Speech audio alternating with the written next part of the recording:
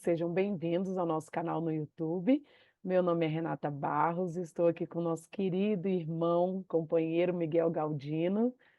Obrigada, Miguel, por aceitar o nosso convite mais uma vez. Eu que agradeço a nova oportunidade. Miguel falará conosco hoje sobre reflexões do ano novo, para o ano novo.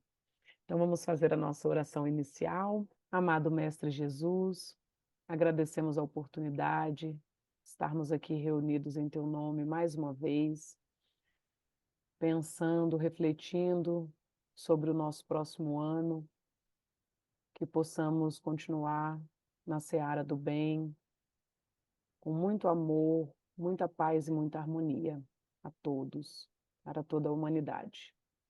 Graças a Deus, graças a Jesus. Que assim seja. A palavra é Assim toda sua, seja. Miguel. Olá, pessoal. Não sei se bom dia, boa tarde, boa noite. Eu acho muito sempre oportuno nesse mês de dezembro a gente parar para pensar, né, sobre o novo ano, né, esse 2024 que se aproxima.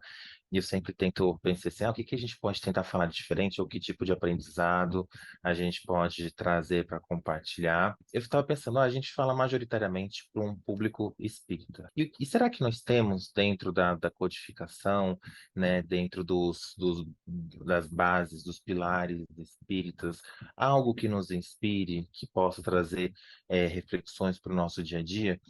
E aí eu me intuitivamente fui lembrado, né, de uma obra muito esquecida, que é As Viagens de Kardec, né? É um livro da FEB que foi escrito pelo nosso próprio codificador, que relata alguns trajetos que ele fez pela França a partir de 1862, são basicamente de 1862 a 69, que ele faz diversas viagens pelo interior da França, né? Inclusive a FEB incluiu esse livro no ESD, né, no tomo 1, para a gente ter um conhecimento melhor sobre como a doutrina foi compartilhada. Aí vocês agora devem estar pensando, o que que uma viagem de Kardec de 1872 tem a ver com o ano novo de 2023/2024? É porque eu acho que a gente não escuta muito falar, e eu amo essa obra, porque Kardec, ele expressamente declara para a gente, compartilha com a gente quais são os objetivos das suas viagens. E eu acho que esses objetivos servem muito de inspiração para a gente, para todo mundo, especialmente para nós espíritas. E o primeiro objetivo que ele coloca para essas viagens que ele fez foi: queríamos ver, entre parênteses, né? Queríamos ver as coisas por nossos próprios olhos, para julgar o estado real da doutrina e da maneira pela qual ela é compreendida. Aí a gente pode pensar, tá, Kardec queria julgar o estado real da doutrina, a forma como ela é compreendida, o que que isso serve para a gente? Gente, a doutrina, né, Kardec, ele inicialmente ele é um filósofo, né? A gente pode extrair filosofia de absolutamente tudo, porque a filosofia tá relacionada com o amor à sabedoria. E a gente adquire sabedoria com qualquer coisa que nos aconteça, de qualquer símbolo, de qualquer sentimento, de qualquer imagem. Então, por que não utilizar, né, um relato do nosso codificador para extrair reflexões? Então, quando ele fala que queria ver as coisas com os próprios olhos, isso já é uma sugestão importante para a gente. Quantas vezes a gente no dia a dia, muitas vezes ouve falar certas coisas, muitas vezes a gente tem uma ideia que alguém nos passa e a gente não pensa por conta própria, a gente não vê com nossos próprios olhos, né? Então aqui eu acho que existe uma primeira sugestão, uma primeira reflexão para um 2024 para a gente começar a olhar com nossos próprios olhos, a gente tirar nossas próprias conclusões, né? A gente parar de ser influenciável, de formar opiniões, né? Ou julgamentos ou pré-julgamentos. Vamos fazer como o nosso codificador. Vamos buscar, conferir e criar nossa própria convicção. E aí ele é mais específico, ele fala: julgar o estado real da maneira pela qual ela é compreendida. Gente, uma frase como essa tem uma quantidade de virtudes gigantescas. A primeira é a humildade. Por quê?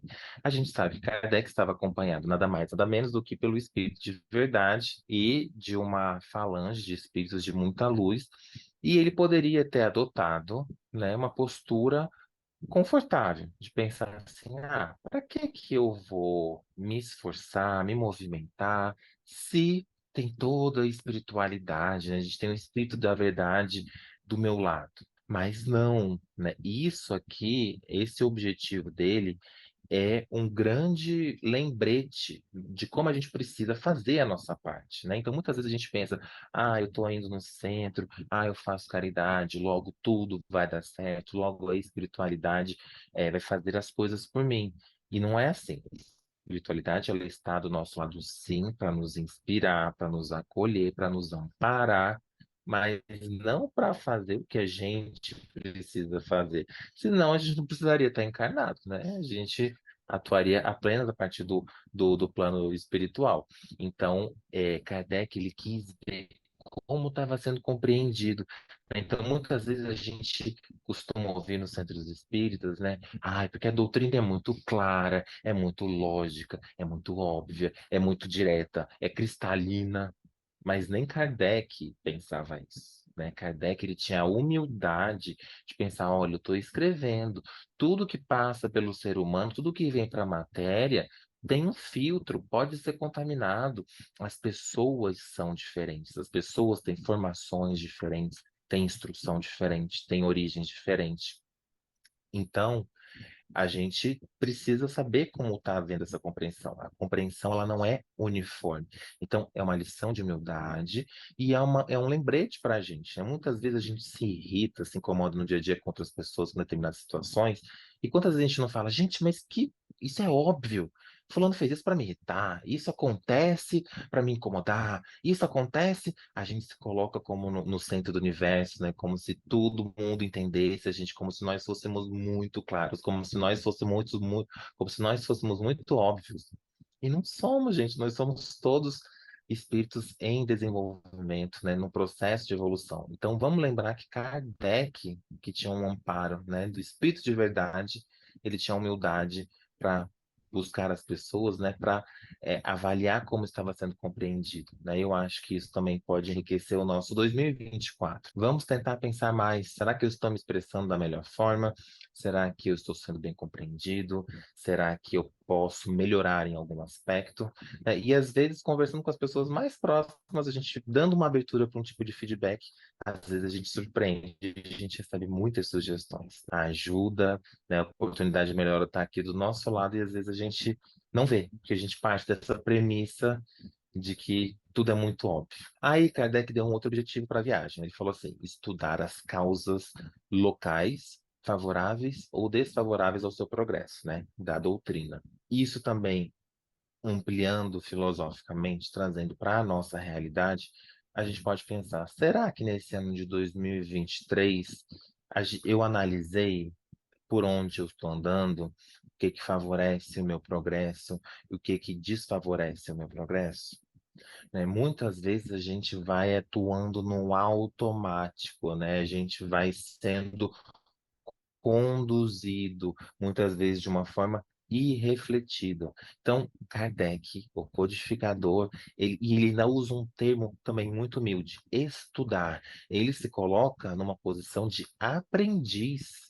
Em nenhum momento ele fala de um alto, de um pedestal, né, como se fosse alguém diferenciado, sobre-humano, né, santificado, beatificado. Não. Ele se coloca como um homem encarnado, humilde, em progresso, se construindo, se melhorando, e ele se coloca, né? Ele precisava estudar as causas, os locais, né? As condições favoráveis e desfavoráveis. Então, eu acho que muitas vezes, às vezes, como a gente vai nesse automático, a gente não avalia isso, né? Às vezes a gente reclama, eu tô com uma dificuldade, mas a gente não para ver que às vezes a gente está ali numa condição que é completamente desfavorável para a gente. Como que você vai conseguir fluir com um ambiente que muitas vezes é contrário às suas predisposições, às suas virtudes, ao seu funcionamento?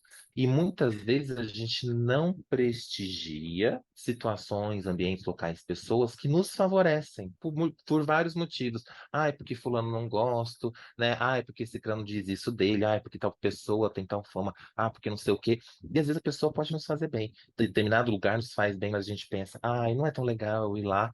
E, enfim, a gente não avalia onde a gente está. Então, eu acho que Kardec aqui nos propõe essa sugestão que eu compartilho com vocês, porque eu vou tentar fazer isso no meu 2024, e eu acho que esse é o momento para a gente avaliar, né? Vamos aproveitar esse 2023 para estudar, que foi favorável ao meu progresso e o que foi desfavorável ao meu progresso. A gente precisa ter consciência dos dois, não só do desfavorável, né? E não só do favorável, dos dois, porque se a gente está encarnado, a gente tem que aprender, a gente tem que crescer, então a gente precisa entender o que está favorecendo, o que está atrapalhando. Aí Kardec fala, né? Terceiro objetivo, sondar opiniões. Então, de novo, né? É aquela sugestão a que a gente não se acomode, né? A que a gente não parta daquela premissa de que, eu sou assim, vou morrer assim, né? Ou a opinião dos outros não me interessa, né? Ou as pessoas têm que me aceitar dessa forma, aquela expressão, tem que me engolir.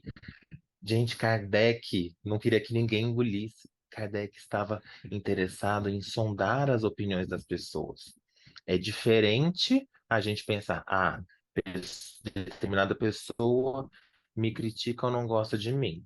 Ok, a gente respeita, mas tem algum motivo? Se é só uma antipatia, a gente sabe que isso faz parte, vida que segue. Mas às vezes eu destratei, às vezes, né, eu não dei a atenção, né, às vezes eu não dei o acolhimento. Então, às vezes, sondar a opinião pode nos ajudar a enxergar determinados aspectos nossos que a gente não conhece. Então, novamente, né, se Kardec se propôs a isso, por que nós não? Vamos sondar as opiniões, né? E vamos começar por aquelas pessoas que estão mais próximas da gente, nos conhecem, né? Às vezes tem muitas sugestões, né, e feedbacks para nos dar, e a gente, às vezes, por não dar abertura, não recebemos, né? Mas são feedbacks riquíssimos. Logo em seguida, ele fala apreciar os efeitos. Aí já começa a ficar mais difícil. Mas olha que interessante. Ele usa o verbo apreciar, né? Então é mais do que assim, aceitar, né? Tolerar, tipo assim, aguentar. Ele fala apreciar os efeitos da oposição e da crítica. Por quê? Porque ele, enquanto filósofo, né, o Livro dos Espíritos, sendo um livro de filosofia espiritualista, ele e Kardec a gente sabe, muitas vezes a gente não fala sobre a introdução ao Evangelho segundo o Espiritismo, mas lá Kardec fala que os fundamentos espíritas já começaram lá com Sócrates, Platão, Aristóteles, né, principalmente Sócrates e Platão. Então, os filósofos gregos, quando começavam aquela arte do diálogo, né, do debate, da troca, era muito rico quando alguém tinha uma oposição. Inclusive, tem um livro do Platão, que é o Fédon, que ele relata os últimos minutos antes do Sócrates, né, morrer. Ele foi condenado, né, à morte pelos juízes lá de Atenas. E eles estão discutindo, horas antes dele morrer, né, sobre a existência da alma, a reencarnação, o destino das pessoas após a morte. E ele, apesar de estar a horas da morte, ele via ele argumentava, ele via algumas pessoas meio constrangidas. E ele chega para os discípulos dele e fala: Fulano, né, Hécates, você não concorda? Não é porque eu vou morrer daqui a pouco que você não pode falar, me dê a sua opinião, né? Então, que aí a pessoa, tá bom, já que você está pedindo, né, um pedido de um quase defunto, eu vou falar. E papapá, papapá. Aí ele, Sócrates, né, volta, alguém mais concorda? Alguém gostaria de complementar? E aí vem uma outra pessoa, papapá, papapá, papapá. Aí, tá todo mundo satisfeito? Alguém tem mais alguma contestação? Aí ele contra-argumentava, né? Então, esse é um debate, um diálogo filosófico de onde Kardec bebeu, por isso ele faz essa menção na introdução do Evangelho segundo o Espiritismo. Isso é uma coisa que a gente também muitas vezes esquece atualmente, né, em 2023, apreciar os efeitos da oposição e da crítica, né? Por quê? Porque apreciar que só quem realmente está comprometido com a reforma íntima, com o crescimento espiritual, em se melhorar, em amar a si mesmo, ao próximo, a Deus, pode apreciar uma crítica, no sentido de, será que esta crítica, né? Não vou tomar isso pessoalmente, mas será que esta informação é embasada, tem um fundo de razão? Será que essa crítica realmente não pode ser construtiva? Será que isso de fato não é algo que eu posso melhorar? Então, olha que humildade e olha que compromisso com o autodesenvolvimento que Kardec nos traz. Então, eu acho que isso também é um convite para a gente em 2024 de tentar desenvolver, né? Essa, se não apreciação, mas pelo menos tolerância, ou pelo menos abertura, né? Acho que se a gente já se abrir, a gente pode não gostar, mas pelo menos a gente pode ter uma opinião diferente, né? E de repente essa opinião pode ser, né, de algum proveito. No mesmo sentido de apreciar os efeitos da oposição e da crítica, ele também fala assim: conhecer o julgamento que se faz de certas coisas. Você vê que vai aprofundando, porque primeiro ele sonda as opiniões, é uma coisa que a gente pode fazer. A gente sonda, o que que será que eles acham? Apreciar os efeitos da oposição, apreciar a crítica, já é tipo assim, ouvir um feedback inteiro. Agora, quando ele fala que conhecer o julgamento que se faz de certas coisas, isso aqui é quase o trabalho do psicólogo, né? Ou quase o trabalho do espírita verdadeiramente comprometido com essa reforma íntima. Por quê? Porque quando ele fala que ele quer conhecer, ele primeiro parte da premissa de que nós todos, enquanto espíritos encarnados, temos percepções, julgamentos diferentes. Logo, nós podemos aprender com todos, até com aquelas pessoas que a gente considera imorais, né, criminosas, até com os erros, com a queda, a gente pode aprender. Na verdade, as quedas são muito ricas. É o que a gente vê nas obras complementares, André Luiz, Ivone. Os livros mais ricos são aqueles em que a gente conhece espíritos como a gente, que estão se desenvolvendo, que estão crescendo, que fazem escolhas muitas vezes não as melhores, que acarretam consequências às vezes sofridas para eles, e isso nos enriquece, né? Surpreendeu o André Luiz, surpreendeu o Emmanuel, surpreendeu o Ivone. Eles nos trazem para a gente aprender com os erros dos outros. Então, se a gente pode aprender com erros, será que a gente não pode aprender com a perspectiva, com a visão, com os valores, com o histórico das outras pessoas? Então, quando o Kardec fala, né, que ele tem como objetivo conhecer o julgamento que se faz, é conhecer a perspectiva. Nossa, olha que interessante, eu não vi dessa forma. Às vezes a gente escreve, tá muito óbvio para mim, mas para o outro pode não fazer o menor sentido. Ou às vezes o outro pode dar uma interpretação, uma mesma palavra, a gente sabe que tem às vezes mais de um significado. A pessoa que mora numa outra região recebe aquela expressão de uma outra forma. Conhecer o julgamento é mais do que apreciar uma crítica, é tentar fazer esse esforço empático de observar pelo prisma do outro, né? A gente na psicologia chama de fenomenologia, isso, né? Nesse sentido de você tentar se despir dos seus valores, se despir, o que é muito difícil, mas ele é um exercício, e é um exercício muito importante, não é por mero deleite intelectual, não é para a gente ser bom psicólogo, mas é para a gente ser bom espírita, né? Um bom cristão que busca se melhorar. E quando a gente se permite ter essa empatia, tentar ver o mundo através de um prisma diferente, colocar numa posição de igualdade, desenvolver essa humildade para questionar, mas por que que você acha isso? Por que que é assim? Ah, pode até ser que você não concorde, mas você viu de um outro prisma, nem que seja para você dizer, eu ainda acho que é assim, assim, assado.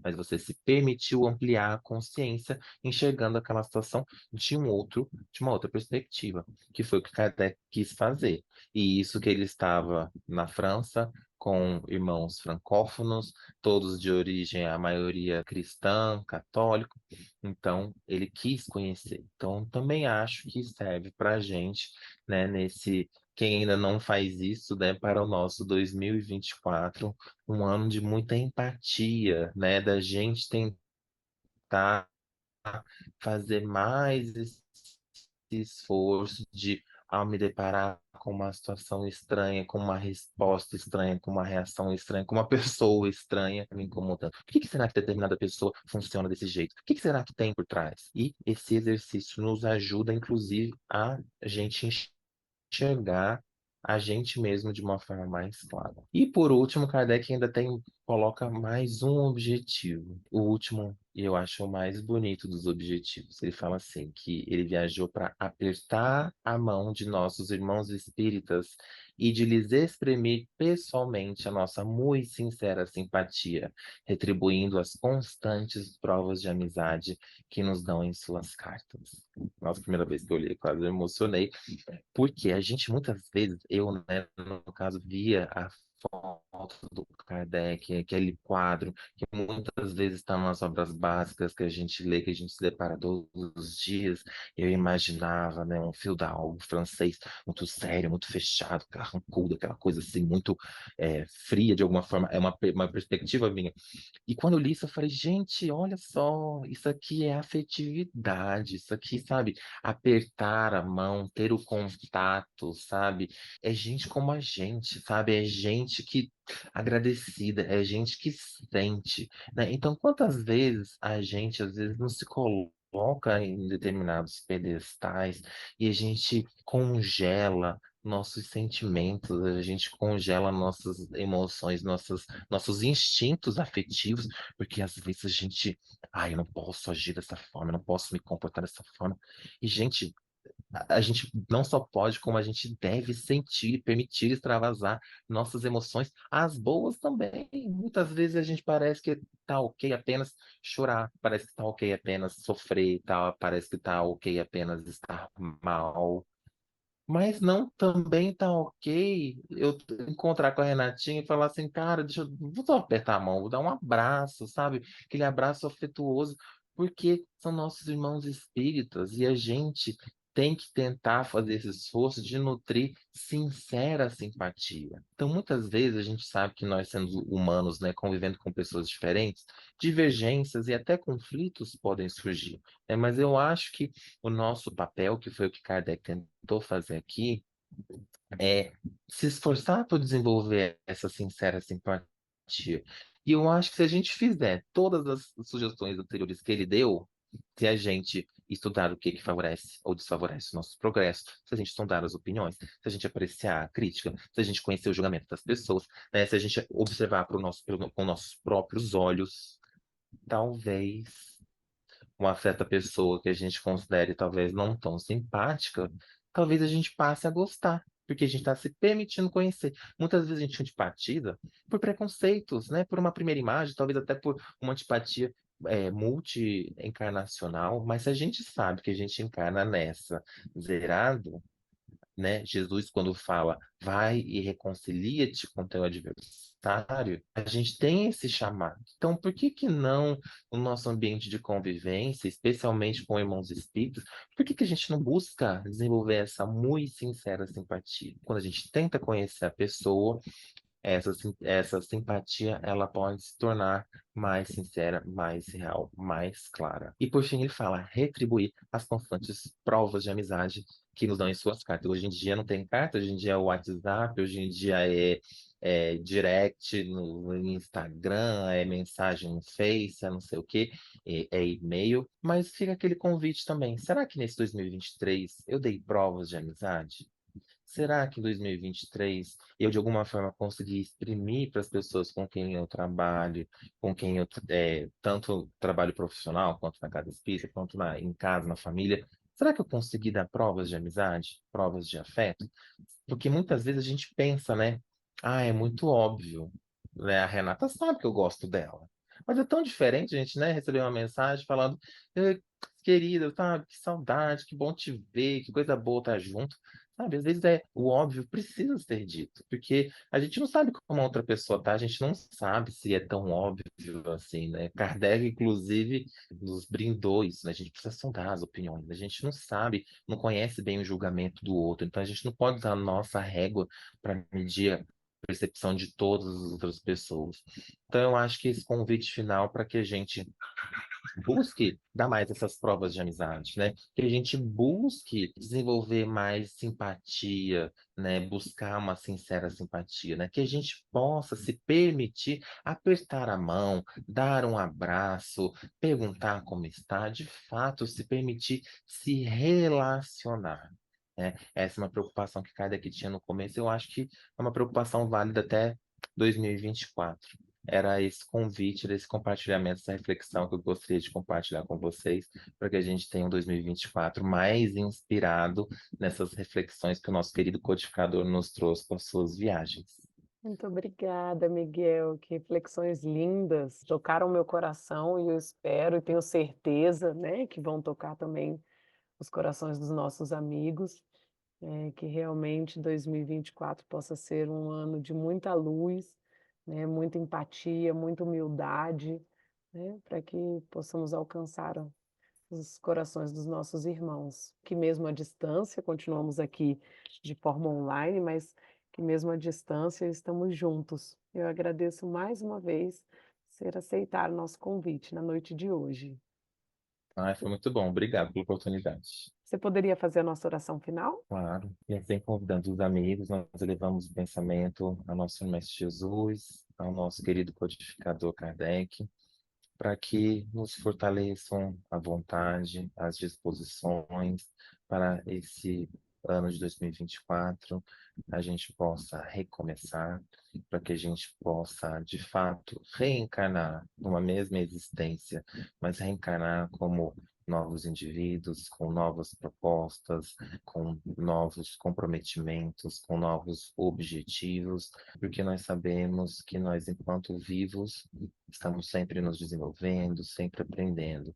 E muitas vezes nós esquecemos disso. Então nós pedimos com muita humildade à espiritualidade amiga que nos toque naqueles momentos em que estejamos mais desconcentrados, desfocados, esquecidos, desatentos, para que a gente possa ter um 2024 de maior foco no presente, de maior consciência e de maior clareza sobre nós mesmos, sobre os nossos desafios e sobre o nosso destino, que certamente é de muita luz. Que assim seja. Que assim seja. Mais uma vez, muito obrigada, Miguel. E obrigada a todos pela companhia nesse ano de 2023. Que 2024 continuemos juntos, com muita luz, muito amor, muita paz e harmonia em nossos corações. Um feliz 2024 a todos. Feliz 2024, ano que vem. Até ano que vem.